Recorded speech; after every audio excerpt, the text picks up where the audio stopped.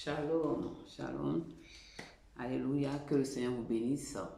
Dans le nom de Jésus, bienvenue dans ma cuisine spirituelle. Alléluia, de la servante Tabitha. Amen. Aujourd'hui, nous allons parler, alléluia, que le Seigneur vous bénisse abondamment, abondamment. Je programme ça sur vos vies, que la grâce que Dieu vous a donnée, alléluia, demeure sur vos vies au nom de Jésus, parce que chaque enfant de Dieu a une grâce. Voilà, a une grâce. Et si tu vois que les choses ne vont pas, il faut prier. Amen. Donc, tout de suite, je vais rebondir sur mon message d'aujourd'hui. Alléluia. Prier sans cesse. Prier sans cesse jusqu'à ce que les choses se décantent. Jusqu'à ce que tu reçoives un message de Dieu. Jusqu'à ce que Dieu te fortifie. Jusqu'à ce que Dieu relève ta tête. Mais il ne faut pas cesser de prier. Le Seigneur Jésus nous a conseillé de prier sans cesse. C'est pour ça que dans le jardin de Gethsémani, quand il est parti pour passer tout seul, je dirais, dans cette épreuve, passer dans Gethsémani, tu es tout seul face à ta coupe de bénédiction. Amen. Parce que cette coupe était peut-être une coupe de souffrance, de douleur pour Jésus. Mais pour toi et moi, c'était la coupe de bénédiction qu'elle nous bénit. Et ses disciples n'ont pas pu le soutenir. Même une heure de prière, ils se sont endormis, assoupis par la fatigue, assoupis peut-être par cette prière qui était intense. Qui était intense, je dirais que la chair et le sang ne pouvaient pas supporter ça. Amen. Dit Sesca. La chair et le sang ne pouvaient pas supporter, je dirais, l'intensité de cette prière. Amen. Il n'y a que le Christ seul qui pouvait supporter cette prière. Mais je vais te dire que peut-être quelque part, il s'est exercé à ça, à ces moments d'intense prière pour ne pas baisser les bras. Amen. Pour ne pas baisser les bras. C'était une parenthèse que je ferme pour rebondir sur le message, alléluia, qui est tiré de Actes 12. Alléluia. Mon message, c'est prier sans cesse. J'ai donné l'exemple du Christ pour nous encourager. Amen. Prier sans cesse, qui est tiré aujourd'hui du livre des Actes des Apôtres, donc du verset 12. On dit, alléluia, au 4, après avoir saisi et jeté en prison, on le mit sous la garde de 4 escouades et de 4 soldats. Chacune avait l'intention, donc parlant de Pierre qui a été jeté en prison, alléluia, c'est parce que je vais couper un peu, avec l'intention de le faire comparaître devant le peuple après la Pâque. Donc, les disciples de Jésus ont commencé, surtout par Pierre, à commencer à donner l'évangile. Donc, ça a commencé à énerver les principaux sacrificateurs et même les juifs qui étaient là. Donc, ils se sont levés contre, ils disaient ce qu'ils appellent nouvelle doctrine qu'ils ne savaient pas parce qu'ils ne connaissaient pas toujours, excusez-moi, la seigneurie du Christ. Amen. Et le salut qu'il les avait apporté. Alléluia. Au 5, il est écrit, Pierre, donc, étant gardé dans la prison, et l'Église ne cessait d'adresser pour lui des prières à Dieu. On dit l'Église ne cessait d'adresser des prières à Dieu pour que quoi?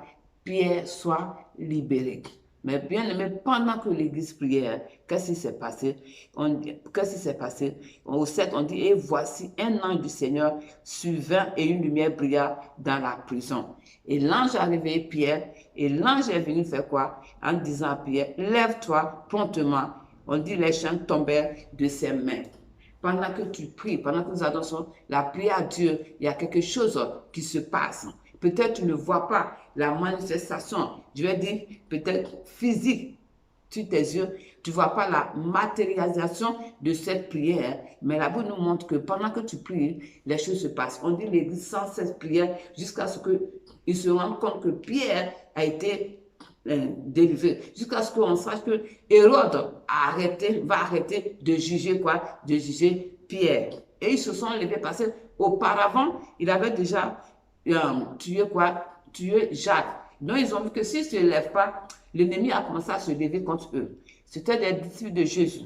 Je ne vous parle des disciples de Jésus, baptisés du Saint-Esprit de Dieu, en train de faire l'œuvre de Dieu, Amen. Faisant des miracles, faisant des prodiges. Mais l'ennemi s'est levé quand même. Amen. En la personne d'Hérode. Ils ont tué Jacques.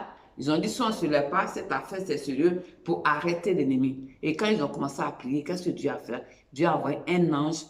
Pourquoi? Pour délivrer Pierre. C'est pendant que nous prions que nous recevons nos délivrances. On dit l'ange a fait tomber quoi? Les chaînes.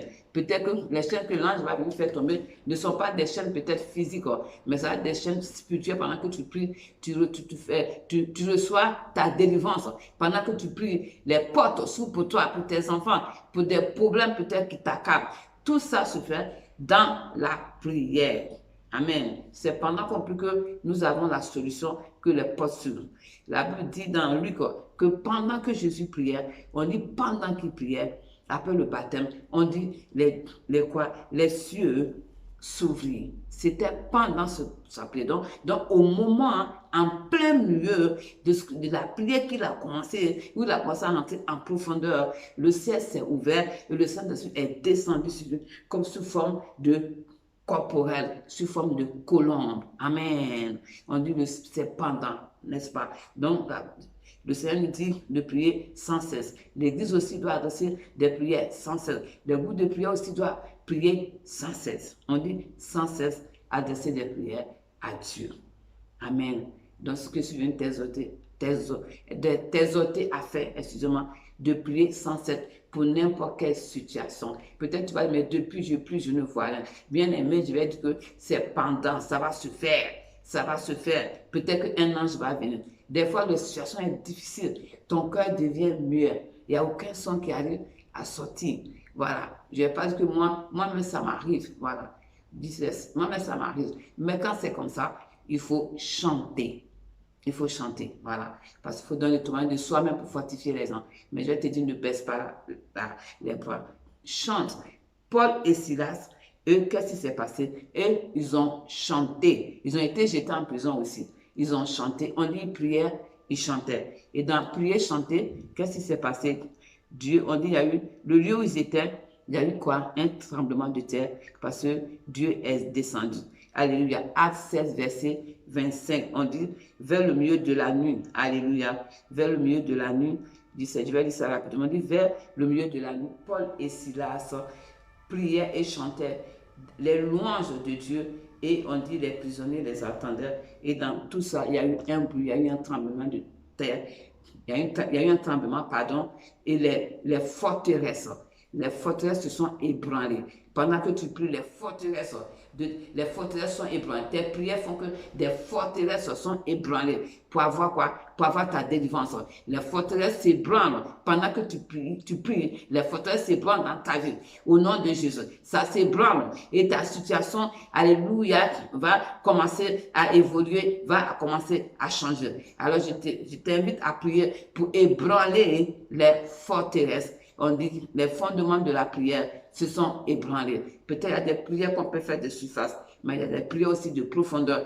Prières accompagnées de louanges qui ébranlent les fondements. Amen. Que le Seigneur te bénisse. Et je prie à ce que pendant que tu pries, que ces fondements-là soient ébranlés sur ta vie et que les portes des prisons spirituelles, les forteresses dans ton esprit, alléluia, tombent. Les forteresses dans ton esprit, c'est ce qui peut te bloquer, peut te mettre, tu vas dire non, ça je ne peux pas, c'est pas pour moi, ça c'est des forteresses de l'ennemi. Dieu est comme ça, ton Dieu il est un Dieu de l'impossible. Alors si tu n'arrives pas à prier, loue, et en louant, tu vas voir que les paroles vont se libérer.